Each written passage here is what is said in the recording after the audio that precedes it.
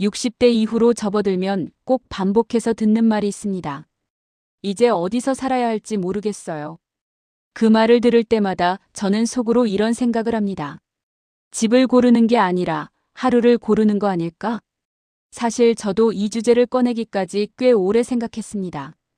왜냐하면 집이라는 건 단순한 장소가 아니거든요. 거기서 밥을 먹고 잠을 자고 아침을 맞이하고 혼자 앉아 있는 시간이 있는 곳이니까요. 그런데 60대가 지나고 나면 그 집에서 보내는 시간이 확 늘어납니다. 예전에는 출근하고 약속 잡고 바깥에서 보내는 시간이 많았으니까요. 그때는 집이 그냥 돌아오는 곳이었을 겁니다. 그런데 지금은 다릅니다. 하루의 대부분을 그 안에서 혹은 그 주변에서 보내게 됩니다. 은퇴를 하고 나면 달라지는 게 있어요. 예전에는 출근 시간이 있었으니까 몸이 저절로 움직였습니다. 알람이 울리면 나가야 했고, 점심은 밖에서 먹었고, 저녁이 되어서야 집에 들어왔으니까요. 그런데 그 구조가 없어지면 하루를 어떻게 쓰느냐가 전적으로 나에게 달리게 됩니다. 그게 처음엔 자유롭게 느껴지기도 합니다.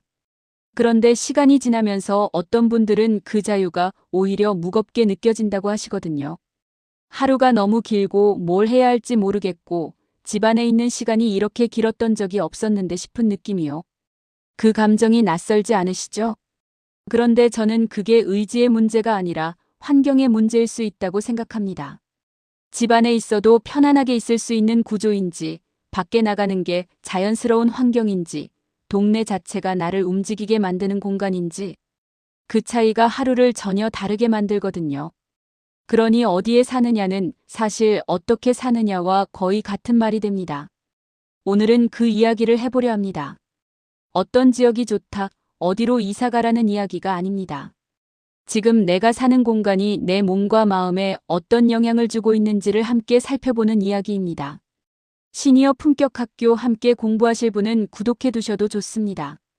오늘 이야기는 크게 5가지 흐름으로 이어집니다. 이건 부동산 이야기가 아닙니다. 이건 하루의 감정을 결정하는 이야기입니다. 이건 집값 이야기가 아닙니다. 이건 몸이 쉬는 조건 이야기입니다. 이건 이사 권유가 아닙니다. 이건 지금 사는 공간을 다시 보는 이야기입니다. 이건 귀촌 이야기가 아닙니다. 이건 내 몸에 맞는 리듬을 찾는 이야기입니다. 이건 넓은 집 이야기가 아닙니다. 이건 마음이 안정되는 조건 이야기입니다. 자, 그럼 시작해 보겠습니다. 소음과 고립, 그리고 접근성. 60대 중반에 한 분이 있었습니다. 자녀들이 다 독립하고 난 뒤 예전에 살던 아파트에 그대로 계셨거든요. 32층짜리 고층 아파트였습니다. 전망은 좋았습니다.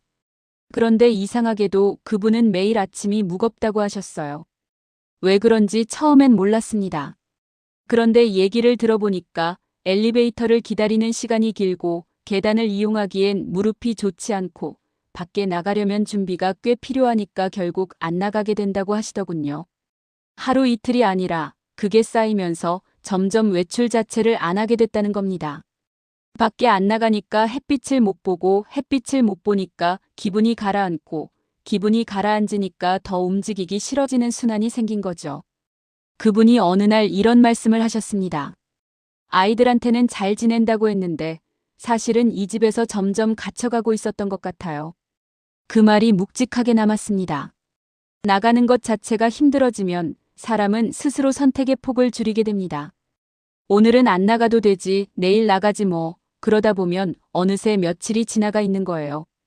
그게 의지의 문제가 아니라는 걸 저는 강조하고 싶습니다. 구조의 문제입니다. 환경이 그 선택을 막고 있는 거거든요. 이건 특정 질환을 말하는 게 아니라 많은 시니어 일상에서 반복되는 생활 패턴을 설명하는 이야기입니다. 60대 이후에는 접근성이 생각보다 훨씬 중요한 조건이 됩니다. 접근성이라고 하면 거창하게 들릴 수 있는데 간단하게 말하면 이겁니다. 집에서 나오는 게 쉬워야 한다는 겁니다. 문을 열고 나와서 걷고 싶은 마음이 생기는 환경이어야 한다는 거예요.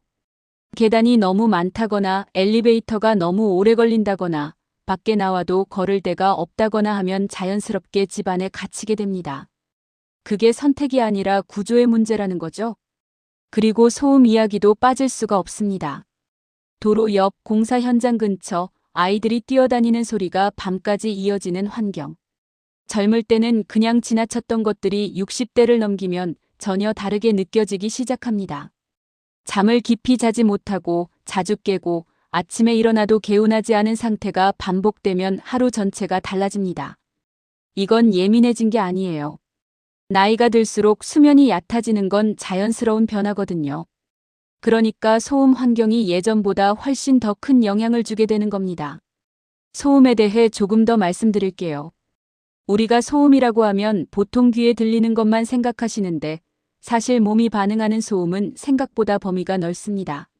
낮 동안의 소음도 문제지만 자고 있는 동안의 소음이 더 문제입니다.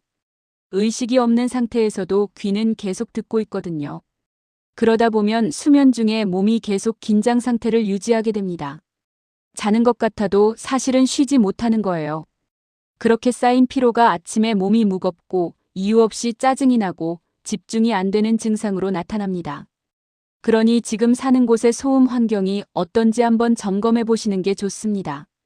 특히 자는 방이 어느 방향인지, 창문을 닫아도 소리가 들어오는지, 새벽에 차 소리나 공사 소리가 있는지, 이런 것들이 하루의 질을 결정하는 조건들이거든요. 또 하나가 고립입니다. 고립이라는 말이 좀 무겁게 들릴 수 있지만 제가 말하는 건 이런 거예요. 집 주변에 말 한마디 나눌 수 있는 공간이 없는 경우입니다. 슈퍼, 약국, 작은 공원, 경로당, 복지관. 이런 곳들이 걸어서 갈 수 있는 거리에 있느냐 없느냐가 생각보다 엄청난 차이를 만들어냅니다. 차를 타야만 어딘가 갈 수 있는 환경이라면 차를 운전하기 어려워지는 순간부터 그 사람의 세계가 집 안으로 좁아지기 시작하는 겁니다. 그게 서서히 외로움으로 이어지고 외로움이 몸의 피로로 번지는 경우를 여러 번 봤습니다. 그런데 여기서 한 가지 더 말씀드리고 싶은 게 있어요. 접근성 문제는 단순히 걷는 거리의 문제만이 아닙니다. 심리적인 접근성도 있거든요. 예를 들어서 집 앞을 나서면 이웃과 마주칠 수 있는 구조인지 아니면 아무도 없는 주차장만 펼쳐져 있는 구조인지 그 차이가 은근히 큽니다. 누군가와 마주칠 가능성이 있는 환경에서 사는 사람과 하루 종일 아무와도 마주치지 않을 수 있는 환경에서 사는 사람은 시간이 갈수록 하루의 밀도가 달라집니다. 여기서 한 분 이야기를 드릴게요. 64세 되신 분이었는데 신도시 대단지 아파트에 사셨습니다.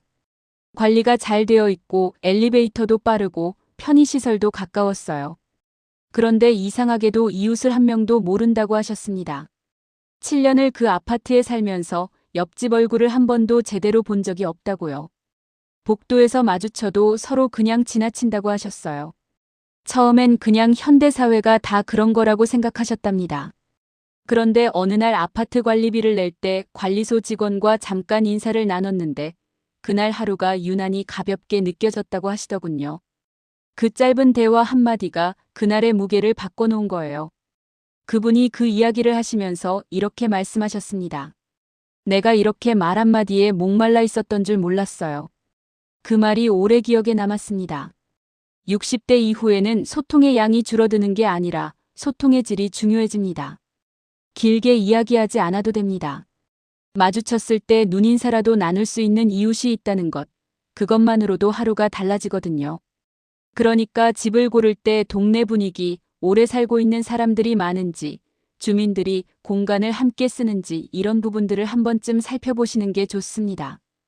오늘 이야기는 집의 크기가 아니라 공간이 만드는 리듬 이야기였습니다.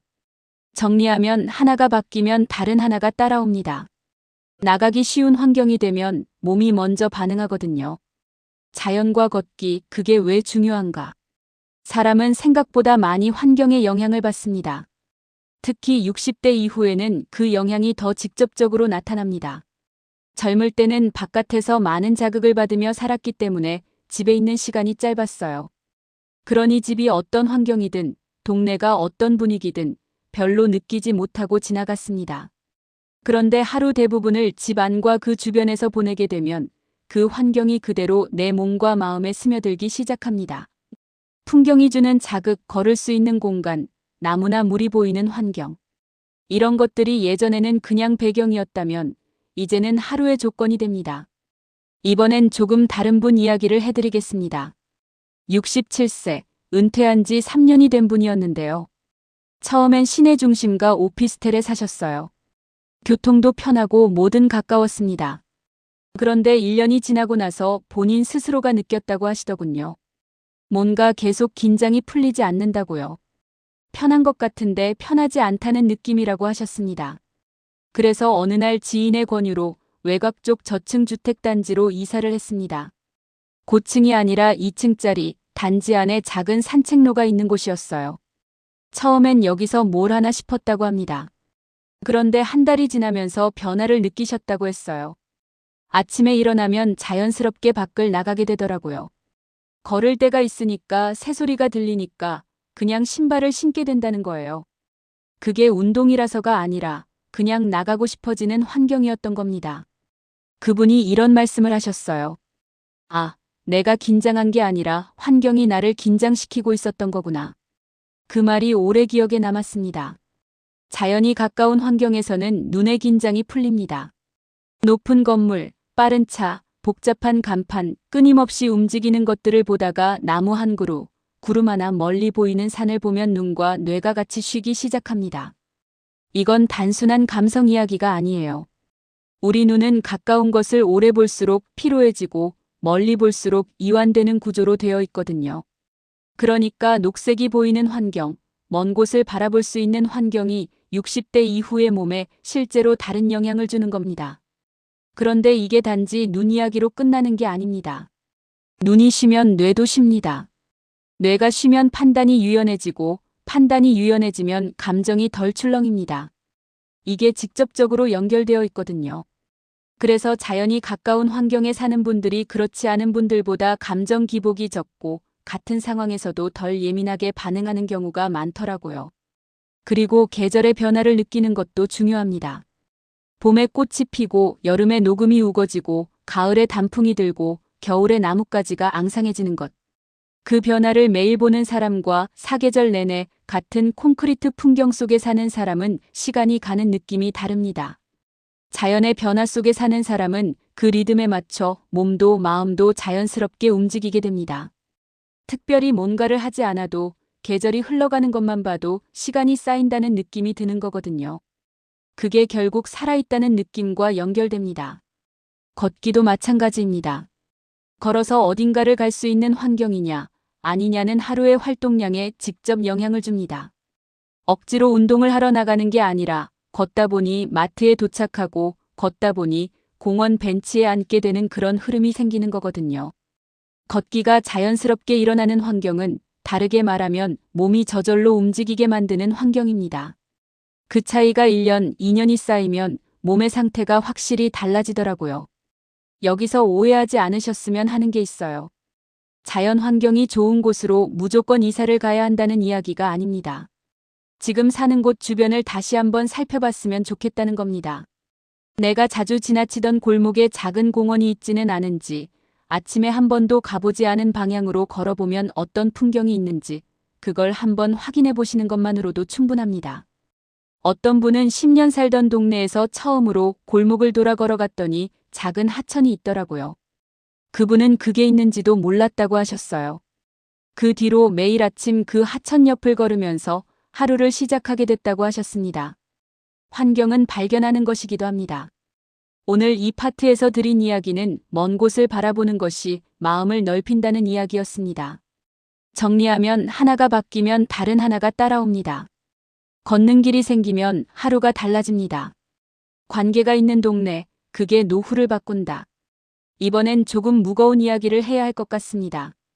60대 이후에 많은 분들이 조용히 겪는 것 중 하나가 관계의 축소입니다.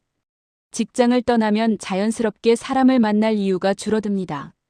일부러 약속을 잡지 않으면 며칠이고 아무도 안 볼 수 있는 상황이 생기거든요. 그게 처음엔 편하게 느껴지기도 합니다. 혼자 있는 게 익숙한 분들은 특히 더 그렇게 느끼시거든요.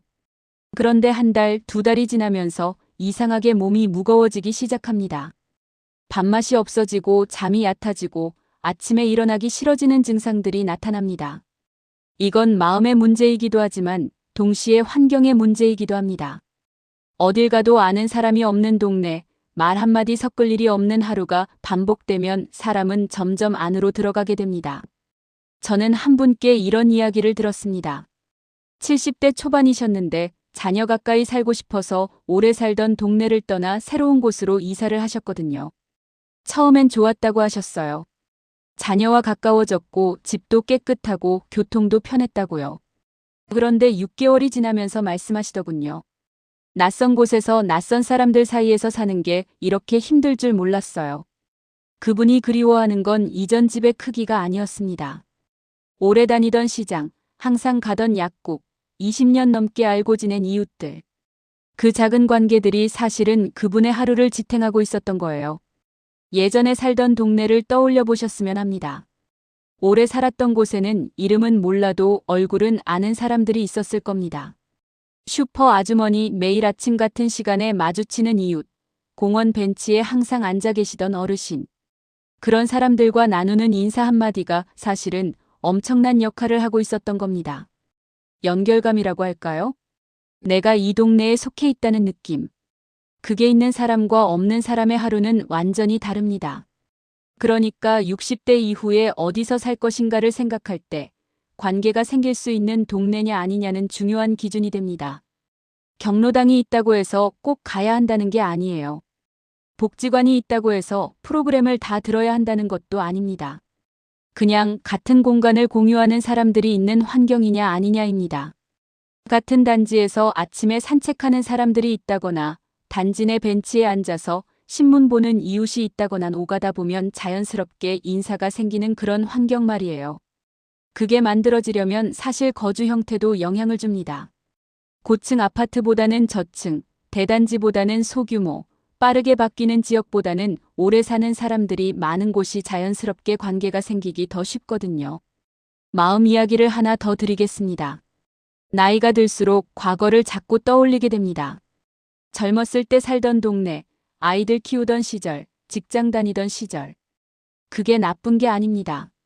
그건 내 삶이 있었다는 증거이고 내가 그만큼 살아왔다는 흔적이에요.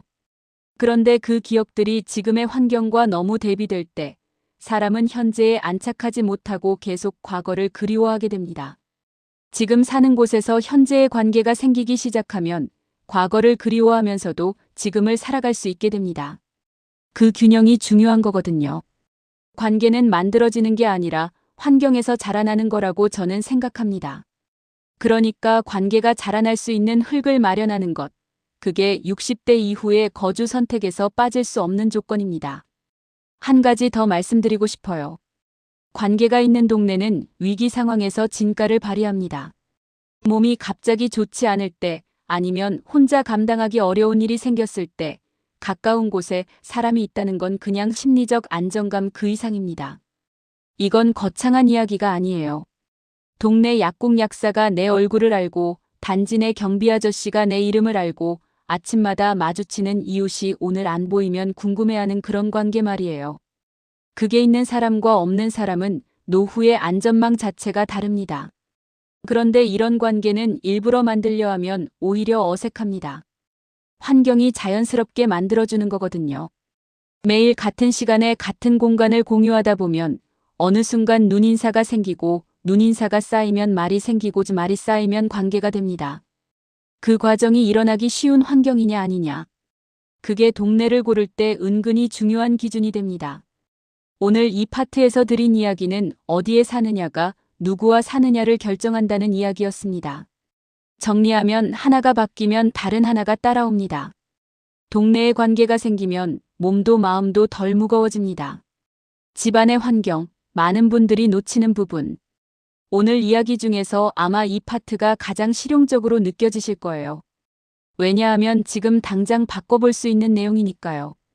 이 파트는 많은 분들이 생각하지 못하는 부분입니다. 어떤 동네에 사느냐만큼 집안이 어떻게 되어 있느냐도 60대 이후의 삶에 큰 영향을 줍니다. 그런데 대부분은 이사를 고려할 때 집안 구조보다 집 밖 조건을 먼저 봅니다. 학군, 교통, 편의시설. 그런데 60대 이후에는 하루 중 가장 많은 시간을 보내는 곳이 집안이에요. 그러니 집안이 어떻게 되어 있느냐가 하루의 감정에 직접 영향을 줍니다. 한 가지 질문을 드려볼게요. 지금 사시는 집에서 하루 중 가장 오래 머무는 자리가 어디인가요? 소파인지 침대인지 식탁 앞인지 그 자리가 어떤 환경에 있는지를 한번 생각해 보세요. 거기서 바깥이 보이나요? 빛이 드나요? 소리는 조용한가요? 그 자리가 편안하면 하루가 편안합니다. 그 자리가 갑갑하면 하루가 갑갑해지거든요. 첫 번째는 빛입니다. 햇빛이 들어오는 집과 그렇지 않은 집은 하루의 시작이 다릅니다. 아침에 자연스럽게 밝아지는 공간에서 눈을 뜨는 것과 형광등을 켜야만 밝아지는 공간에서 하루를 시작하는 건 확실히 다르거든요. 햇빛은 수면 리듬을 잡아주고 기분을 안정시키는 데 영향을 줍니다. 그래서 가능하다면 남양 혹은 오전에 빛이 잘 드는 구조의 공간이 60대 이후에 더 중요해지는 겁니다. 두 번째는 동선입니다. 동선이라는 말이 낯설 수도 있는데 쉽게 말하면 집안에서 이동하는 경로가 얼마나 편하냐입니다. 화장실이 너무 멀다거나 방과 주방 사이에 턱이 있다거나 좁아서 항상 몸을 틀어야 한다거나 하는 구조는 나이가 들수록 불편함을 넘어서 피로감을 만들어냅니다. 젊을 때는 몸이 알아서 맞춰줬지만 60대 이후에는 집이 몸에 맞춰줘야 합니다. 이건 고급 인테리어 이야기가 아니에요. 자주 쓰는 물건이 손 닿는 높이에 있는지, 자주 가는 곳까지 걸리는 걸림돌이 없는지 그 정도를 점검해 보시는 것만으로도 충분합니다. 세 번째는 조용함입니다. 집안에 조용한 구석 하나가 있느냐 없느냐가 생각보다 큰 역할을 합니다. 텔레비전을 꺼도 바깥 소리가 들어와도 앉아서 그냥 숨을 고를 수 있는 자리. 그게 있는 사람과 없는 사람의 하루 피로도가 다릅니다. 시끄러운 환경에서는 긴장이 쌓입니다. 자기도 모르게 계속 신경이 곤두서 있는 상태가 되거든요. 그게 쌓이면 몸이 늘 무겁고 이유 없이 짜증이 나고 잠도 잘 안 오는 상태로 이어집니다. 그러니 집안에 조용한 공간 하나를 만드는 것, 그게 60대 이후에 꽤 중요한 투자입니다. 이걸 정리하면 이렇습니다. 빛, 동선, 조용함. 이 세 가지가 집안에 갖춰져 있는 환경은 몸이 쉬는 조건을 만들어줍니다. 조금 더 구체적으로 말씀드릴게요. 빛의 경우 지금 사는 집에서 오전에 햇빛이 드는 자리가 어딘지 한번 확인해 보시면 좋겠습니다. 그 자리에 앉는 의자 하나를 두거나 자주 머무는 공간을 그쪽으로 옮기는 것만으로도 달라지는 게 있습니다. 매일 아침 같은 자리에서 같은 빛을 받으면 몸의 리듬이 잡힙니다. 그게 수면에도 영향을 주고 식욕에도 영향을 줍니다. 동선의 경우 지금 집에서 가장 자주 이동하는 경로를 한번 따라가 보세요. 침대에서 화장실까지, 부엌에서 식탁까지, 거실에서 현관까지. 그 사이에 불필요하게 걸리는 것들이 있다면 치우시면 됩니다. 물건이 많아서 이동이 불편하다면 그 물건을 줄이는 것이 안전과 직결됩니다. 60대 이후에는 낙상이 생각보다 큰 변수가 되거든요. 집안에서 미끄러지거나 걸려 넘어지는 일이 생기지 않도록 자주 다니는 길만큼은 깔끔하게 비워두시는 게 좋습니다. 조용함은 만들 수 있는 경우도 있습니다. 바깥 소음이 심하다면 두꺼운 커튼 하나가 의외로 큰 차이를 만들어냅니다.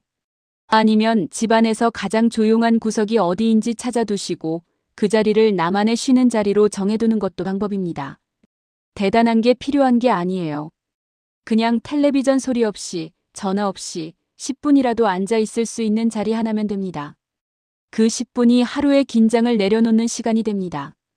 오늘 이 파트는 집밥만큼 집안이 중요하다는 이야기였습니다. 정리하면 하나가 바뀌면 다른 하나가 따라옵니다. 빛이 드는 아침이 생기면 하루의 무게가 달라집니다. 덜어내는 삶으로. 지금까지 4가지 이야기를 했습니다. 나가기 쉬운 환경, 자연과 걷기가 있는 환경, 관계가 생기는 동네, 빛과 동선과 조용함이 있는 집안. 이 4가지가 60대 이후에 몸과 마음이 필요로 하는 조건들이라고 말씀드렸는데요. 그런데 이걸 들으시면서 이런 생각을 하신 분들이 계실 것 같아요. 나는 지금 이 중에 하나도 없는 것 같은데. 그렇게 느끼셨다면 잠깐 멈춰주시면 좋겠습니다. 한꺼번에 다 바꾸려 하면 아무것도 못 바꿉니다. 오늘은 하나만 골라보세요. 4가지 중에서 지금 내 상황에서 가장 바꾸기 쉬운 것 하나. 집안에 조용한 구석을 하나 만드는 것이 쉽다면 오늘 그것만 하면 됩니다.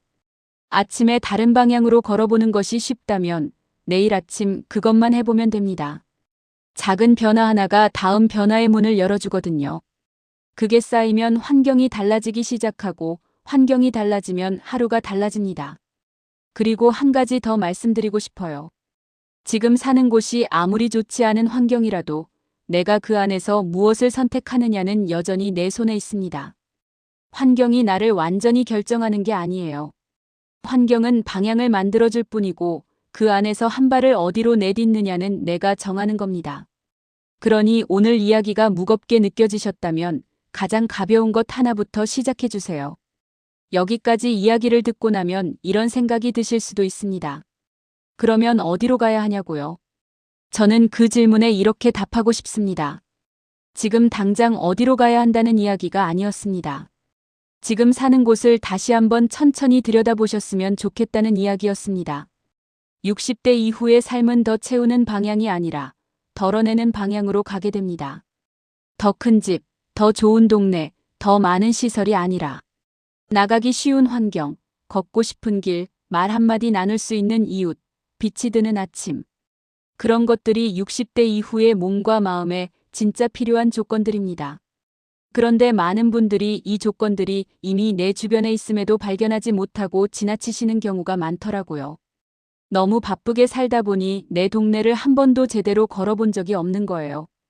오늘 이 이야기를 들으신 뒤에 한 가지만 해보시면 좋겠습니다. 평소에 다니지 않던 방향으로 한번 걸어보세요. 10분이면 충분합니다. 그 걸음이 내 환경을 새롭게 발견하는 시작이 될 수 있거든요. 지금은 멈춰도 됩니다. 지금은 줄여도 괜찮습니다. 서두르지 않아도 됩니다. 지금도 늦지 않았습니다. 내가 사는 공간을 억지로 바꾸려 하지 않아도 됩니다. 다만 오늘 집에 들어오시면 한번 살펴봐 주세요. 아침에 햇빛이 드는 자리가 있는지, 신발 신고 문을 나서기까지 얼마나 걸리는지, 조용하게 앉아 숨을 고를 수 있는 구석이 있는지. 그 세 가지만 확인해도 오늘 이야기의 절반은 가져가신 겁니다. 오늘 이야기를 정리해 드릴게요. 60대 이후에 어디서 사느냐는 단순히 주소의 문제가 아닙니다. 나가기 쉬운 환경이 몸을 움직이게 하고 자연이 보이는 길이 마음을 이완시키고 관계가 생기는 동네가 외로움을 줄이고 빛과 조용함이 있는 집이 수면과 기분을 안정시킵니다. 이 네 가지가 갖춰진 환경은 60대 이후의 삶을 구조적으로 받쳐줍니다. 이건 돈의 문제가 아니에요. 이건 선택의 문제입니다. 그리고 그 선택은 아직 우리 손에 있습니다. 오늘 이야기에서 기억하셨으면 하는 게 하나 있어요. 환경은 나를 기다려주지 않습니다. 좋은 환경 속에 있으면 자연스럽게 몸이 움직이게 되고 그 흐름이 쌓이면 하루의 색깔이 달라집니다.